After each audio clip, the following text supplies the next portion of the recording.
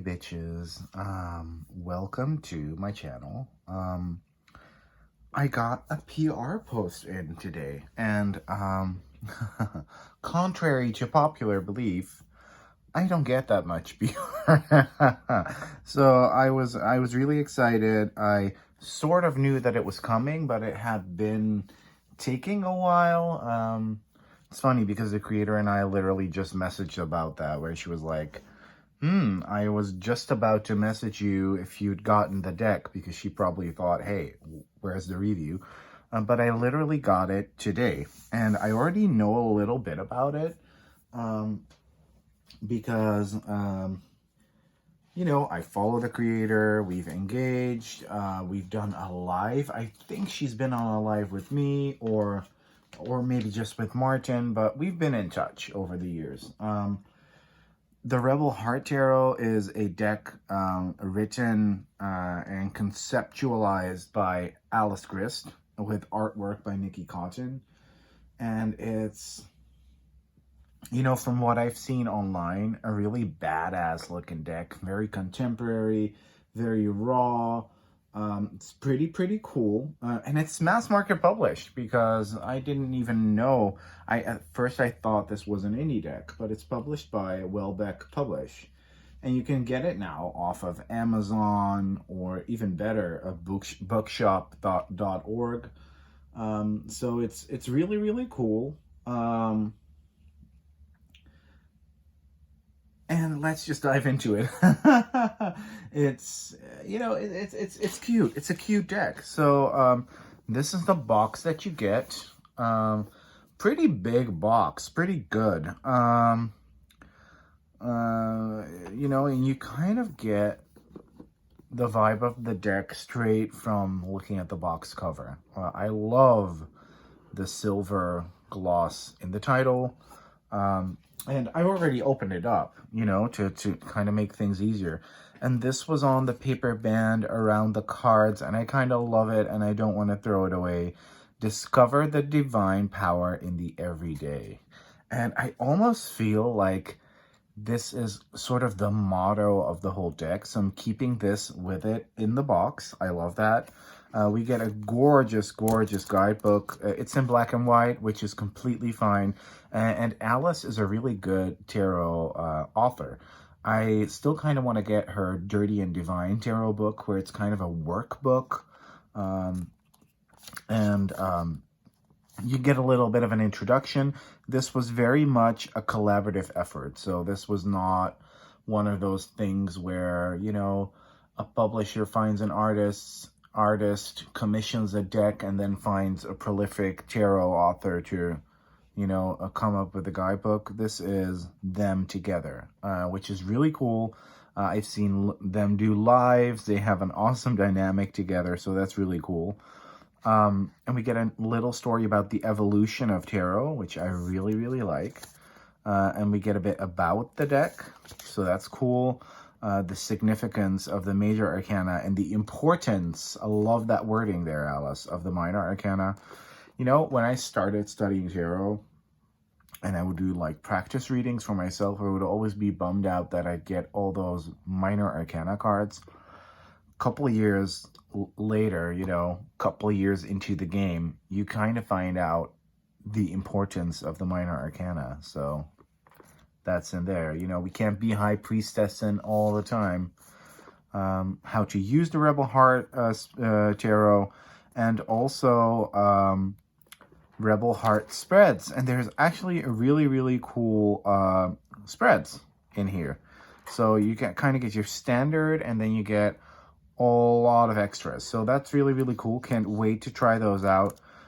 Then you get, for each guidebook, and is that the same for the minors? Yeah, so the majors and the minors all get the same amount of info.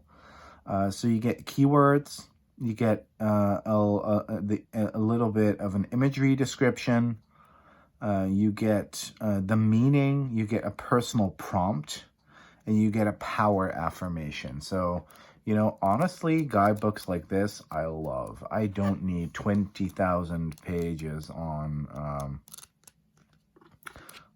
each card. I really don't. I just saw something funny in here. that I kind of want to get into. Did I see it right? I think I just saw it wrong. Whatever. So that's basically the guidebook till the end. Acknowledgements, which is really cool. I love that. Really dope. Oh, Martin's in here too. Aw, that's so cute. I love that. That's really dope. You can follow Alice at Alice Grist, and you can follow Niki Cotton at Niki Cotton Artist on Instagram. So that's interesting. And then a bit about Wellbeck, and that's basically the guidebook. Look at this pink too. Then we get, and this may sound weird, but whatever, I don't care. We get to the favorite part of the deck for me, which is the backs. I love this back, and I love that it's not reversible. People are gonna... I love a good non-reversible back that is minimal, contrasted, and I think back design is so important in card decks, and I just love the edginess of this back design. I think it's really cool. So the insides of the box, you sort of get this... I don't know why this is in here, maybe to let the cards breathe a little bit, but, you know, it's a sturdy box, honestly. Like, so the box is fine. The deck isn't edged, but it's really good quality. We do kind of get a cut a little bit because it was probably printed in 2 batches and then packaged together. That will probably disappear once we start shuffling, and we'll look at that at the end of the video. The card quality is, you know, it's flexible but sturdy. This will probably shuffle great. Now, what I like is that we're going to go through the deck back to front. So we're going to start with the last card, which is the King of Pentacles. And from this deck, I'm really getting Alejandra, I forgot her name, Suarez, the girl who did the... Oh, I actually have that deck right here, so I can probably see. Yeah. Alejandra Leon, who did the Vision of the Muse Oracle. I'm definitely getting those vibes from this art, which is really cool because I do like that a lot. And I also love graphic design wise, love the font, love the white, you know, border at the bottom, so it's very clear which card we're looking at. Because believe it or not, when you're doing like readings for other people, that's the stuff that matters. And right off the bat, I'm getting a very edgy Urban Outfitters vibe. I'm going to keep this right here because I want to look at the backs the whole time because I think it's really, really cool. And I love that it's an asymmetrical back. I freaking adore that. Queen of Pentacles. Ooh, is that a peacock or something? I don't know. It's really, really cool. I won't be like going in depth when it comes to every little bit of symbolism because this is a first... you know, a first reaction. This Knight of Pentacles is really cool, though, with the koala. Oh, man. And the page with that elephant. Oh, man. It is really, really cool. So that was the Court of Pentacles. Then for the Ten of Pentacles, which is about that intergenerational family feel, we get all these amazing power people all together. The collage art is very raw and rough, which I like. I like it a lot. I love that art style. I don't personally have the patience for it. It looks like some of it was even done by hand a little bit. Props, Niki, to your patience. For the 9, we get... Oh, this is really sweet. We get this lady in a wheelchair, and we kind of get this... Is it a chicken? I don't know, but we do get, it's funny, we do kind of get that RWS feel. So if you are looking for a really cool, edgy RWS deck, this might be the deck for you. The 8 of Pentacles. Oh, that's really sweet. That's cool. With the ballet dancer, you know, honing your craft, your skills. The 7 with the vegetable growing. So it is very RWS. I love these like sort of, I don't know, dope street art pentacles in there. So far, I'm loving this. 6 of Pentacles. We're busting open that piñata. Yes. The 5. Oh, this is cool. We're looking... Oh, this is really cool. We're looking down below. Okay, I gotta close up for myself a little bit. We're seeing all these shoes and the money is like on the floor as we're looking down. But we're also, weirdly enough, kind of getting that, because of the shape of these shoes, we're almost getting that church window vibe. I love that. Really, really cool. The 4 of Pentacles, the little donkey holding on to his dishwasher. I love that. And this is a funny deck too. I like that a lot. 3 of Pentacles.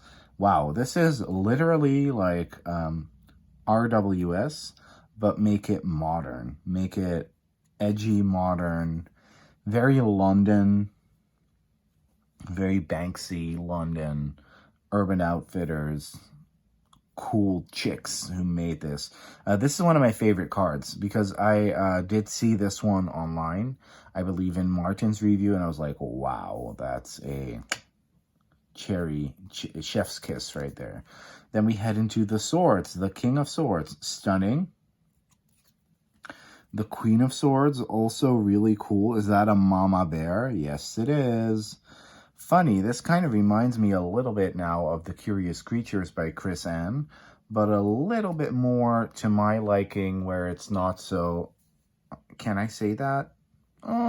Americanized. I'm getting the British flavor from this, which I really dig. The Knight of Swords, the Rhino, really cool. And the Page of Swords. Ooh, that's a dope, badass Squirrel Fairy. Going in for the kill. Wow, yeah. The Court of Swords is very tenacious, and I love it. And I feel like it's underappreciated, so really cool. 10 of Swords, that contrast, really dope. The 9. Ooh. Oh, with the hanging laundry. Oh. And we don't really like... Oh, that's really awesome. It's literally like we're caught in a fever dream. Really cool. 8 of Swords. Yeah, once again, very much... most of the cards, it's a 95% of the cards will sort of be very Rider-Waite-Smith, but then some of them are just so badass and evocative and cool. Like, for example, this one, you know, we're speeding away with these swords that we've stolen. We're accidentally dropping some because we didn't tie them to the back of our car. Modern and dope as hell. This I love. Ooh, this is cool too. Oh, with that UFO. Yes. Then we get the, and once again, I can't... Sorry, Alice and Nikki, for me liking the backs the best. I could literally stare at it all day. It's just drawing me in. I don't know what it is. This is really cute too, by the way. Just chilling. The 3 of Swords. Now, I love this. We get this heart. At least it looks like an anatomically correct heart with all these 3 swords or knives stabbing in, and then we also get all these needles. This is like another one of my favorites, I'd say, together with that ace. I think that's really, really cool. It's very pop art. Oh, man. 2 of Swords. Love that disco ball there. And the ace. Yeah, oh, that's really nice too. Like, so far, the ones that I like the most are the ones that have this, like, cool contrast going on. Like, the King of Cups. Now, that's Martin right there. I recognize those tattoos. Yes, I love that. Aw, that's really cool. Yeah. He likes to think he's the Queen of Swords, but he's definitely a King of Cups. So, yeah. The Queen of Cups. Ooh, another mama bear. Oh, wow, with this waterfall or super wild river. Once again, a favorite because of the intense contrast. Like, love it. Same with this, the night. What the ones that I'm really liking are the ones that are very stark. And I'm sort of getting a Moon Baby Magic Tarot vibes from this. I think it would pair really well with that. Oh man, where you would use this as the tarot and the Moon Baby Magic Tarot more as the oracle. Interesting layers. I'm sensing how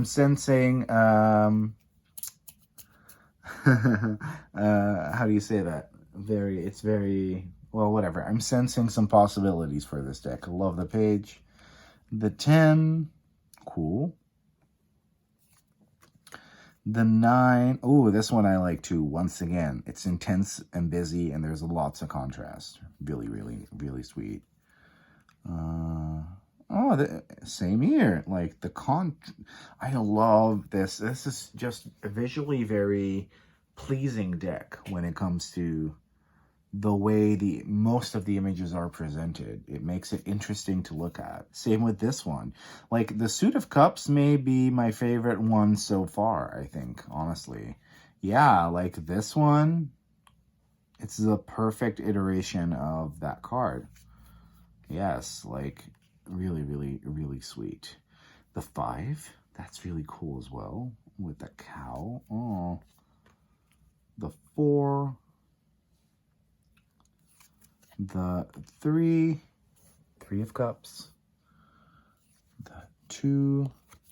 Oh, that's cute. That's sweet. That's really sweet. This one. Oh, and I'm really curious about the Ace. Ooh, yes. So far, Suit of Cups is my winner, baby. But we still have the Wands, and we're off to a good start because once again, the contrast. What animal is this supposed to be? Oh, it's a parrot, of course. Yes, that makes sense. And the Queen, that's the box cover. Yes, once again, very contrast heavy. Loving that. The Knight. Ooh, wow, that's quite a hot night. Wouldn't be surprised if this is a picture of Alice's husband. Can I see if he's... I don't know his name, so I wouldn't be able to check if this is him, but yes, that's very, very nice. Knight of Wandsy. And the Page of Wands. Cool. Oh, then we have the 10. Oh, with that mobile home over there. It's really, really dope. The 9. Oh, I like the way that this is being presented here, because I feel like the 9 of Wands very often gets mislabeled or as a sort of a negative card, and every card has positive and negative aspects, but I really like the way she depicted it. The 8, oh yeah, a lot going on. And what's really cool, because the Wands are all about possibility, creativity, that we get pencils and pens for the Wands. Like this. Yeah, it actually is it could be a really cool, like, second deck for someone who started studying the RWS and who's like, I'm sort of ready for my next deck, because they would be able to tie their knowledge to this. I think that's really, really sweet, really cool. Ooh, once again, this is one that I like. The harsh colors, yeah. Like, there's a lot to see. And this, I remember seeing a live. I think it was the live that Martin did with Alice and Niki. And this is another one of my favorites. Really sweet. Oh, that 3 is really cute as well. Yeah. So this stack is getting a bit too big. So I'm going to, unfortunately, have to put it to the side. But I can still see it. That's sweet. The 2 is really cool. And then we get the Ace. Wow. Like, honestly, all the Aces are it. The World. So now we're into the majors, and I think this is really, really cool. The World, really awesome. I love Deer and Stag. The majors are very special because I do sense, I don't know, I do think that they are sort of, I mean, they're all in the same style, but something about them is different. They have like usually a little bit more, they're a little less busy. So it's very clear to see what's a major and what's a minor. This sun, oh yes. Wow. And the moon, like, oh, and we get this really gorgeous body down here as well, like the shoulders. And the moon is the wolf's head, kind of. Oh, brilliant, brilliant, brilliant. This star is really cool as well. Like, oh man, and they had so much fun creating this. I remember seeing an unboxing, a reel of Niki and Alice unboxing this together, and it was just such a wholesome moment to see. It literally made me a little bit emotional because it's fun to share that moment with someone. Sometimes when you create your decks and, you know, you get your own copy of a deck in, it's really cool, but it's also a bit, sometimes a little less exciting than working together. I don't know. The tower, great imagery here with that laundry, with that washing machine and all the crap on top. And you know, once it starts spinning really fast, it's all gonna tumble down. So this devil is really cool, and I thought I sort of recognized Alice in here a little bit, but I'm not sure. And Niki a little bit, but I'm not sure. Interesting. Temperance, really, really, really sweet. Then we get Death. Now, this is an intense Death card. Wow, this is definitely one of the favorites of mine in the deck. Really like that. The Hanged Man, cute. Justice, pretty cute. Look at that. Yeah, that's really sweet. The Wheel of Fortune. Ooh, that's busy. Never mind what I said about the majors being a bit more quiet or mute. No, I lied. Ooh, this is cool. This is some intense shit. Once again, the washing machine. I'm getting a sense that laundry played an important part in the process, ladies. The Hermit. Aw, I want to be that hermit. Strength, and I want to be that pussy. No, so cute. The hermit pussy in the lavender fields. So sweet. Oh, everything's so cute in here. This chariot, man, like, there's some really dope designs in here. The Lovers. The Hierophant. Yeah, this is very much it's a deck that, you know, seasoned readers can appreciate, and that, you know, kind of, it feels very fresh and contemporary, but it's also a deck that newbies that are kind of a little bit further in their studies can really, like, learn a lot from to add to their tarot toolkit. So, loving it. Yes. The High Priestess. Oh, man, I love that she's pretty basic. We're truly getting, you know, wise old grandma vibes rather than mystical bitch vibes, if you get what I'm saying. And I like that. The Magician. Oh, that bunny. Oh, that's really cute. And last but not least, whoops, if I can get this Magician card out of the way, the Fool. Oh, that's sweet as hell. That's really, really cool. All right, so we did just now talk about the fact that it's very clear that the deck was cut in half or was printed in two parts. So we're going to shuffle it, see how well it shuffles, and also see if it will, you know, blend in nicely. So, whoops. Wow, that was almost too smooth of a shuffle, so that's really good. You know, this is fun. I love getting a deck that I can actually use, that I can shuffle great overhand, and that I can riffle shuffle nicely. And like I said, is the cardstock like the thickest ever? No, but I'm pretty sure, I'm going to test it now because it does feel like it. It does have a core, but it's either a blue or gray core, but that's fine. I think a gray one, because blue core would have shown with the brighter art and it didn't. But, you know, I do like that we get a deck that we can riffle shuffle, overhand shuffle, and that we can use, but that still has a nice matte finish, because that's the finish it has. It's matte and smooth, and I do like that a lot. So I've shuffled the deck, and we don't really see that it's two different piles anymore. Well, you can see it a little bit, maybe. Let me shuffle it again. It does feel pretty natural, and over time, this two-part situation will fade. I've seen some people freak out about decks that come in two parts.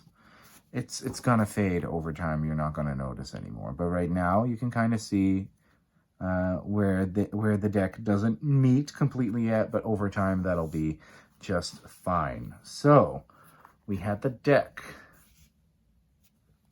We had the little white book, which is not so little, and the box. So we're gonna put everything back into its rightful compartment. Yes, we're gonna put this in here. I do like that we get these thumb holes right here so we can grab it easily. I'm gonna put the book in the little. I can't throw this out. I think it's too cute, so I'm gonna keep it with the deck. So this was the Rebel Heart Tarot, and I think it's really cool. Thank you, Alice, for trusting me with one of the copies, and thank you for watching. That was it for today, and bye, bitch.